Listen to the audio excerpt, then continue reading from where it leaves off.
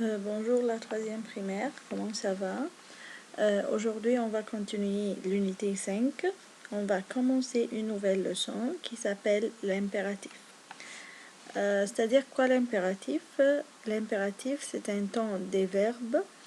L'impératif c'est pour donner un ordre ou un conseil. Alors, the imperative is to give an order or advice. Alors, comment on peut former l'impératif avec les verbes? D'abord, numéro 1, il se conjugue avec deux sujets seulement, tu et vous. Ça va, c'est-à-dire on fait les verbes avec two subject only, tu et vous. Pour les verbes du premier groupe, on barre le S avec le sujet tu. Alors, avec les verbes du premier groupe, we cross the S with le pronom tu, c'est-à-dire you.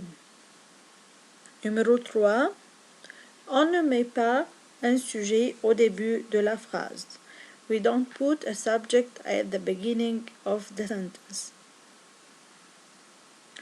Exemple, on va voir maintenant les exemples. Maintenant, il y a le verbe chanter. Ça va? Alors, dans la première partie, ou bien dans le numéro 1, qu'est-ce qu'on a fait? On a écrit chante. Qu'est-ce qu'il y a à la fin du mot chante? Il y a un E. Très bien. Et dans le numéro 2, on a dit chanter. Qu'est-ce qu'il y a à la fin du verbe chanter? Il y a EZ. Alors maintenant, le verbe est conjugué avec le pronom ou bien le sujet vous. Maintenant, les enfants, quelle est la différence entre le tu et le vous? Le tu, c'est-à-dire you, pour le singulier, single. Alors, c'est pour une seule personne. C'est-à-dire quoi? C'est une seule personne, c'est-à-dire for one person. C'est-à-dire, je vais donner un ordre ou un conseil pour une seule personne. Alors, on va lire ensemble les exemples. Mange ton poulet. Alors, faites attention, qu'est-ce qu'il y a à la fin du verbe mange? Il y a E. Très bien. Parce que c'est un verbe, des verbes du premier groupe. Alors, j'ai enlevé le S. Ça va? Alors, numéro 2, prends un verre d'eau. Numéro 3, mets ta serviette. Bon, dans la deuxième partie du tableau, the second part of the table, il y a vous. Le vous, le pronom vous, c'est-à-dire you, mais c'est pour le pluriel. Pour un groupe de personnes, c'est-à-dire quoi pour un groupe de personnes? For a group of people, c'est-à-dire c'est pour le pluriel, quand je parle à plusieurs personnes. Alors, on va voir maintenant les exemples. Manger les frites. Qu'est-ce qu'il y a à la fin du mot manger ou bien à la fin du verbe manger? Il y a EZ. Très bien. Prenez du sucre. Qu'est-ce qu'il y a à la fin du verbe? Toujours, il y a EZ. Mettez les assiettes. Qu'est-ce qu'il y a à la fin? Vous pouvez dire? Oui, très bien, il y a EZ. Alors, faites attention. Est-ce que vous avez trouvé de sujet au début de la phrase? Non. Alors, j'ai commencé avec quoi? J'ai toujours commencé avec le verbe au début de la phrase. Alors maintenant, les enfants, on continue toujours avec l'impératif. Maintenant, il y a un tableau pour les verbes qu'il faut bien étudier. To study well. Alors, le verbe, dans le premier colonne, il y a le verbe aller, to go. Alors, faites attention, dans la première partie, ou bien dans le numéro 1, il y a va, et dans le numéro 2, aller. Alors, numéro 1, va, c'est avec quel sujet? Vous pouvez dire? c'est avec tu, très bien. Et aller, à la fin EZ, alors c'est avec quel sujet? C'est avec le vous, bravo. Dans le deuxième colonne, numéro 2, c'est le verbe prendre, to take. Alors, numéro 1, c'est prends à la fin S et prenez à la fin EZ. Alors, faites attention, ici il y a le S parce que le verbe prendre, c'est parmi les verbes du troisième groupe. Dans la colonne numéro 3, c'est le verbe boire, to drink. Alors, il y a bois à la fin S et buvez à la fin EZ. Toujours, c'est un verbe du troisième groupe. Numéro 4, c'est le verbe manger, to eat. Faites attention, le verbe manger, il se termine avec quoi? ER, très bien. Alors, c'est un verbe des verbes du premier groupe. Alors, avec le tu, qu'est-ce que je vais écrire? Je vais écrire mange à la fin E et manger à la fin EZ. Très bien. À la fin, numéro 5, c'est le verbe finir, to finish. C'est un verbe du deuxième groupe. Alors, avec le tu, on va écrire fini à la fin IS.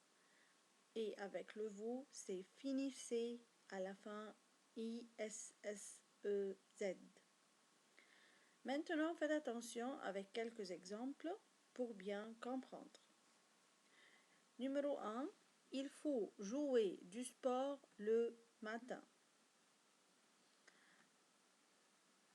You have to play sport in the morning. Alors, qu'est-ce qu'il y a entre parenthèses? Donne un ordre à ton frère. Alors, ici, on doit donner un ordre, c'est-à-dire on doit utiliser l'impératif Give your brother an order. Alors, qu'est-ce que d'abord je dois faire? Je vais barrer, je vais mettre cross sur quel mot? Il faut. You have or you should. Je vais enlever. Et la réponse va être, je commence par quoi? Par le verbe. Joue du sport le matin. Play sport in the morning. Alors ici, donne un ordre à ton frère. Give your brother an order. C'est pour une seule personne ou bien c'est pour un groupe de personnes? C'est-à-dire c'est singulier ou bien c'est pluriel? Très bien. Un seul frère, c'est-à-dire singulier. Alors c'est avec le sujet tu parce que c'est singulier. Dans numéro 2, il faut manger des fruits. You have to eat fruits. Maintenant, faites attention. Entre parenthèses, between brackets, donne un ordre à tes amis. Give your friends an order. Alors, ici, le sujet, ou bien je vais donner un ordre à une seule personne, ou bien ils sont beaucoup, ils sont un groupe de personnes. Ce sont beaucoup, ce sont tous mes amis. Il y a un S à la fin. Alors, je vais utiliser quel sujet? Le tu ou bien le vous? Bravo, c'est avec le vous. Alors, la réponse va être manger à la fin EZ, manger des fruits. Eat fruits.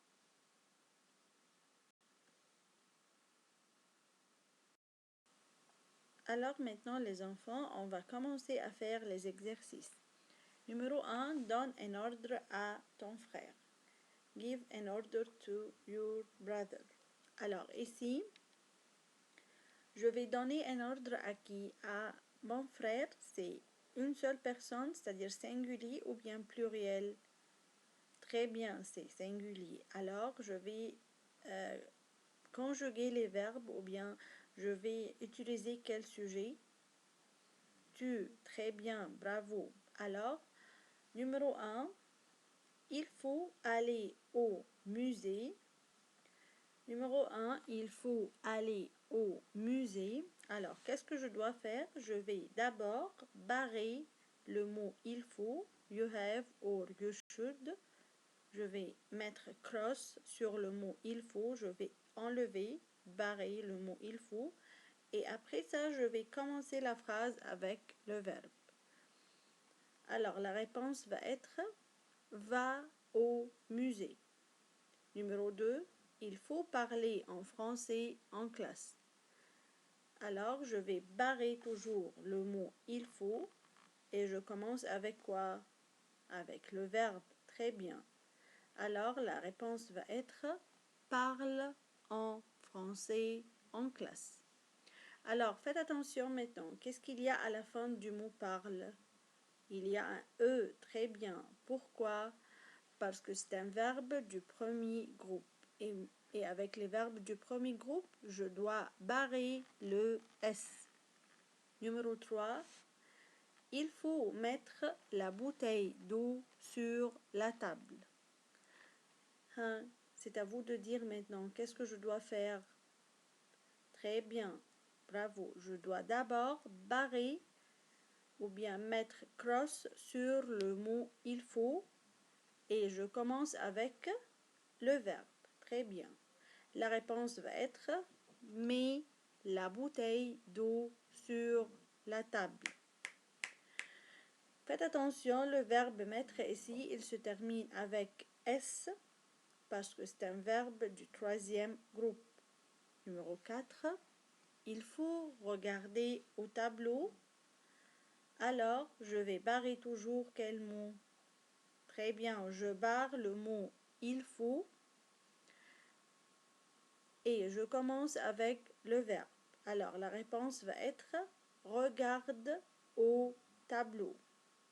Numéro 5, il faut manger des fruits.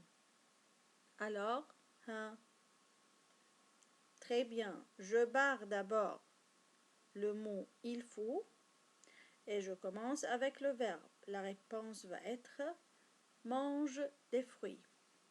Numéro 6, il faut prendre le repas. Alors, je barre le mot il faut, très bien, et je commence avec le verbe toujours. Alors, la réponse va être prends le repas. Numéro 7, il faut finir les devoirs. Alors, qu'est-ce que je vais dire? Maintenant, je vais barrer toujours il faut et je commence avec le verbe. Alors, la réponse va être quoi? Fini les devoirs. Numéro 8, il faut applaudir après la fête. Hein, c'est à vous de réfléchir et de faire la réponse avec moi. Très bien, je vais barrer le mot il faut et je commence avec le verbe. Alors, je vais dire applaudis après la fête. Alors maintenant, on continue l'exercice numéro 2. Donne un ordre à tes amis. Faites attention, maintenant je vais donner un ordre à une seule personne ou bien à un groupe de personnes, c'est-à-dire c'est singulier ou bien pluriel. Très bien, ce sont beaucoup de personnes, ce sont tous mes amis, ça va, all my friends.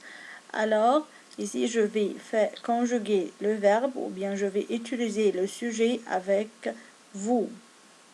Bon, numéro 1, il faut boire de l'eau. Qu'est-ce que je vais faire? Hein, c'est à vous de me dire. Très bien, je vais toujours barrer le mot il faut et je commence avec le verbe. Très bien.